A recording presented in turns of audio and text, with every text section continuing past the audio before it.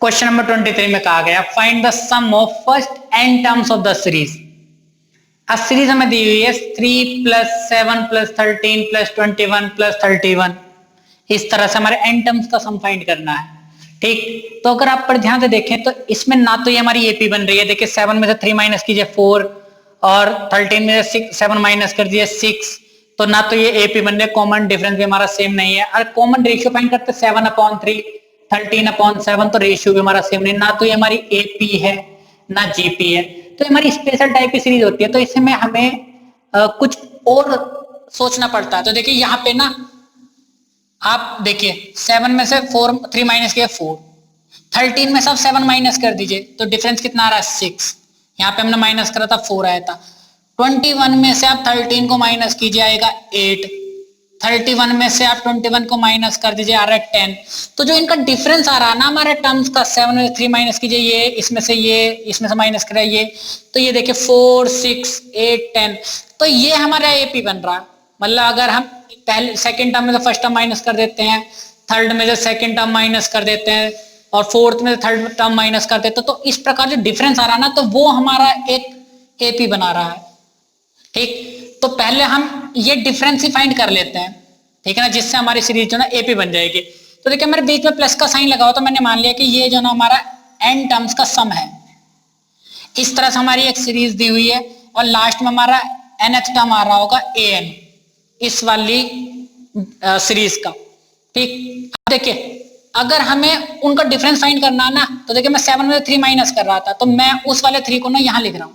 मैंने दोबारा से ये सीरीज लिखी, लेकिन वो इस तरह से लिखी कि ये 3 जो ना मैंने यहाँ कर दिया, ये 7 मैंने यहाँ लिखा, ये 13 मैंने 21 के अपॉन में लिख दिया और ये 21 मैंने 31 के अपॉन में लिख दिया। इस तरह से देखिए ये जो an के अपॉन में ना an-1 टर्म आया होगा और यहाँ पे जो nth टर्म रहा होगा ना, तो वो इससे आगे गया होगा, क्योंकि हमने एक एक टर्म के आगे लिखा हुआ है ना।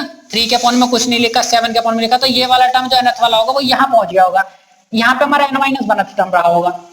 अब हमें डिफरेंस फाइंड करना है, तो मैंने देखिए इसमें से माइनस कर दिए नीचे वाली सीरीज, सब्ट्रैक्ट कर दी, तो ये हो गया माइनस, यहाँ पे माइनस का sign, minus minus minus minus, ये भी माइनस ये भी माइनस, ठीक है ना। तो एसएन से एसएन कट जाएगा, कितना बचेगा, सिर्फ 0 बचेगा।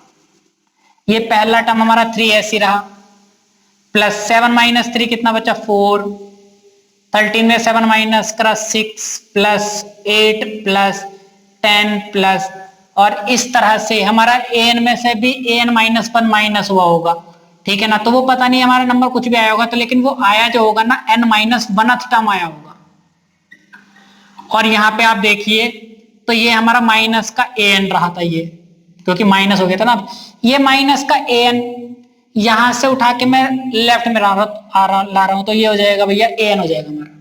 ठीक, ये an माइनस का था, लेफ्ट में आ गया प्लस का an हो गया। तो देखिए यहाँ 3 तो हमारा ऐसे रहा, प्लस इस वाली सीरीज को बड़े ध्यान से देखिए, तो ये हो जाएगा हमारा 4 प्लस 6 प्लस 8 प्लस 10, और इस तरह से इस एपी में हमारे n-1 टर्म रहे होंगे। वो इस वजह से देखिए यहां से यहां तक हमारे n टर्म्स हैं, यहां से यहां तक n टर्म्स हैं, इन n टर्म में से एक टर्म हटा दीजिए, इन n टर्म में से एक टर्म हटा दीजिए, ये सिर्फ इतने की बात कर रहा हूं। तो ये सिर्फ हमारे n-1 टर्म है, ठीक है ना। 3 तो हमारा अलग है ना, तो ये कितने टर्म बचे, n-1 टर्म बचे, तो ये हमारी एक एपी बन रही है। ठीक, तो एपी में भी पहला टर्म हमारा 4 है। एपी के n टर्म्स का सम क्या होता है, Sn equal to n/2 2a plus n-1 into D. तो पहला टर्म a तो हमारा 4 है, कॉमन डिफरेंस 2 है, तो सम वाला फॉर्मूला लगा रहे हैं यहाँ पे, तो an इक्वल टू ये 3 हमारा बाहर ऐसे रहेगा, यहाँ हमारे n जो है ना वो n-1 है, ठीक है ना। तो हम यहाँ लिखेंगे n-1/2 2a क्या है हमारा 4 प्लस, फिर आ जाएगा n-1, तो n ये हमारा n-1 आएगा ना, इस n की जगह तो n-1 ही आएगा, क्यों, क्योंकि n-1 टर्म है और माइनस का 1 हमारा ये ऐसे रहेगा, तो यहाँ लिखा जाएगा n-1 और माइनस का 1, और d हमारा कितना है 2, कॉमन डिफरेंस जो आ रहा है वो 2 आ रहा है इस तरह से। ठीक, 3 हमारा ऐसे रहा, n-1 और अपॉन में 2 भी ऐसे रहा, 2 4 जा 8, ये हो जाएगा 2 के मल्टीप्लाई से करें 2n, 2 की मल्टीप्लाई हमने -2 से करेंगे ना, ये माइनस का 2 हो जाएगा, माइनस का 4 बचेगा। तो यहां बचा 3 प्लस n-1/2, ये बचेगा हमारा 2n प्लस का 4। ठीक, इन दोनों टर्म में से हम 2 कॉमन ले लेंगे तो वो हमारा पता है कितना बचेगा, 3 प्लस n-1, ये ऐसे रहा। यहां से हमने n+2 कर देंगे और यहां से 2 हमने बाहर लिया तो वो कॉमन यहां आ जाएगा। देखिए 2n, 2 2 4 और यहाँ 2 अपॉन पहले से था, इस 2 से 2 कैंसिल हो जाएगा। तो सिर्फ हमारा an जो बचेगा ना वो बचेगा 3 प्लस n-1 और n+2। ये हमारा nth टर्म हो जाएगा। इसे और ज्यादा सॉल्व करते हैं। देखिए जब इसे सॉल्व करेंगे ना तो ये हो जाएगा हमारा an इक्वल टू 3 तो हमारा ऐसे रहा, इन दोनों टर्म की मल्टीप्लाई करी, n की n से करी n स्क्वायर, n की 2 से करी 2n, -1 की n से करी माइनस का n और -1 की 2 से करेंगे तो माइनस का 2।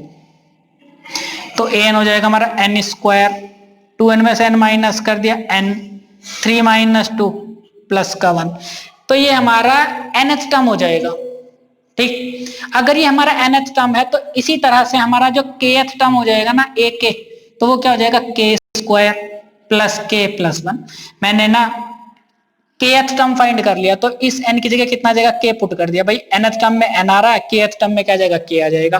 अब देखिए मुझे ना n टर्म्स का सम फाइंड करना है, तो देखिए n टर्म्स के सम को हम किस तरह से लिखेंगे। अगर हमें किसी सीरीज का nth टर्म फाइंड होता है ना, तो अगर हमें उसके सभी टर्म्स का सम फाइंड करना है तो मैं इस तरह से लिखूंगा उसे, सिग्मा और k की वैल्यू 1 से लेके n तक और एक k की वैल्यू 1 से लेके n टर्म तक जा रही है। इसका मतलब k की जगह मैं 1 पुट करूंगा तो पहला टर्म, 2 पुट करूंगा तो दूसरा टर्म, तीसरा टर्म, चौथा टर्म और nth टर्म तक फाइंड कर रहे हैं तो इसका मतलब सभी nth टर्म तक का सम हो जाएगा। इसका मतलब देखिए ना, k की जगह सबसे पहले मैं 1 पुट कर रहा हूं तो कितना जाएगा a1, फिर 2 पुट कर रहा हूं तो 2, 3, इस तरह से लास्ट में हमारा कितना आ जाएगा, n तक पुट करेंगे। k की वैल्यू 1 से लेके n तक जाएगी तो सभी nth टर्म तक हो जाएंगे ना, हो जाएंगे। इनका सम ही तो हमें फाइंड करना है। तो देखिए इसे हम कैसे लिखेंगे, इस वाले टर्म को सिग्मा k इक्वल टू 1 से n तक, k की जगह हम ये पुट कर देंगे, ये हो जाएगा k square plus k plus 1। ये जो सिग्मा है ना सभी में जाएगा, k प्लस 1 से लेके n तक k square plus sigma k equal to 1 से लेके n तक k और सिग्मा k इक्वल टू 1 से लेके n तक और यहां हो जाएगा 1, इस तरह से। ठीक, अब आप देखिए k की वैल्यू अगर 1 से n तक जाते हैं, k की पावर 2 रहते हैं, तो इसका हमारे पास फॉर्मूला होता है। इसका मतलब ये होता है कि 1 की पावर 2, 2 की पावर 2, 3 की पावर 2, 4 की पावर 2 और n स्क्वायर तक, तो इसका फॉर्मूला हमारा ये होता है। ठीक, तो ये मैं इसकी जगह लिख सकता हूँ n+1, 2n+1 और अपॉन में कितना आ जाएगा 6 प्लस इतने की जगह, ये फॉर्मूला होता हमारा। k की वैल्यू 1 से अगर n तक जाते ना, k स्क्वायर रहता तो k की जगह सबसे पहले 1 पुट कर दिया, 1 का स्क्वायर, k की जगह 2 पुट कर दिया, 2 का स्क्वायर, इस तरह से n तक जाएगी वैल्यू n स्क्वायर। ये हमारा शुरू के n टर्म्स के स्क्वायर का सम, ये फॉर्मूला होता है। और अगर k की वैल्यू 1 से लेकर n तक जाती है और 1 + 2 प्लस शुरू के n टर्म्स का फॉर्मूला जो होता है सम का, वो होता है n+1/2। तो इसकी जगह लिखेंगे n+1 और अपॉन में कितना आ जाएगा 2 आ जाएगा। और बिल्कुल इसी तरह से आप देखिए k की वैल्यू 1 से लेके और हमारी कहां तक जा रही है, तो n तक जा रही है। तो ये इसका मतलब ये है कि 1 + 1 + 1 प्लस इस तरह से हमारे कितने बार जुड़ रहे हैं, n बार जुड़ रहे हैं। तो 1 अगर 2 बार जुड़ रहा है तो आंसर कितना आएगा 2, अगर 3 बार जुड़ता है तो आंसर आएगा 3, अगर 1 4 बार जुड़ता है तो आंसर आता है 4 और 1 अगर n बार जुड़ेगा तो आंसर कितना आएगा n। तो ये डायरेक्ट हमारा हो जाता है फॉर्मूला n। ठीक, इसे सिंपल सॉल्व करना है, n के टर्म में हमारा आंसर आ जाएगा। देखिए इन सब में ना हमारा एलसीएम आ जाएगा 6।